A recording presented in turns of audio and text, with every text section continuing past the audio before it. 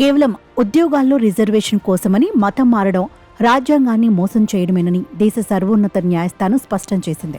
క్రైస్తవ మతంలోకి మారిన ఓ మహిళకు ఎస్సీ ధృవీకరణ పత్రాన్ని నిరాకరిస్తూ మద్రాసు హైకోర్టు తీసుకున్న నిర్ణయాన్ని సమర్థించింది.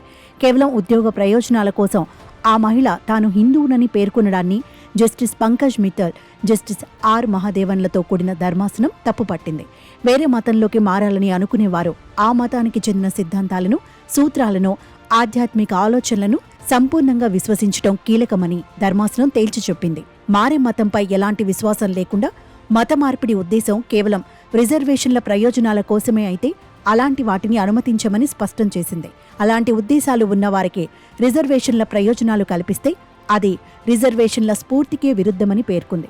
పిటిషనర్ సమర్పించిన సాక్ష్యాల ప్రకారం క్రైస్తవ మతాన్ని ఆమె అనుసరిస్తున్నారని, చర్చకి వెళుతున్నారని నిర్ధారణ అయిందని ధర్మాసనం తెలిపింది. క్రైస్తవ మతాన్ని అనుసరిస్తున్నానని ఆలయాలకు వెళుతున్నట్లు పిటిషనర్ ప్రస్తావించారు. కానీ తిరిగి హిందూ మతంలోకి చేరినట్లు ఎక్కడ ఆధారాలు సమర్పించలేదని ధర్మాసనం వెల్లడించింది. స్థానిక అధికార యంత్రాంగం సమర్పించిన రికార్డుల ప్రకారం చూస్తే పిటిషనర్ క్రిస్టియన్ అనే విషయం నిర్ధారణ అవుతుందని ధర్మాసనం తెలిపింది. అయినా ఆమె తాను హిందువునని, ఉద్యోగం కోసం ఎస్సీ సామాజిక ధ్రువపత్రం కోరుతున్నారని, ఈ ద్వంద్వ వైఖరిని ఆమోదించలేమని స్పష్టం చేసింది. ఉద్యోగం కోసమే తాను హిందువునని చెబుతూ రిజర్వేషన్లు కోరుతున్న సదరు పిటిషనర్కు ఎస్సీ ధృవీకరణ పత్రం ఇవ్వడం రిజర్వేషన్ల లక్ష్యాలకు, సామాజిక విలువలకు విరుద్ధం, రాజ్యాంగాన్ని మోసం చేయడమేనని పేర్కొంది.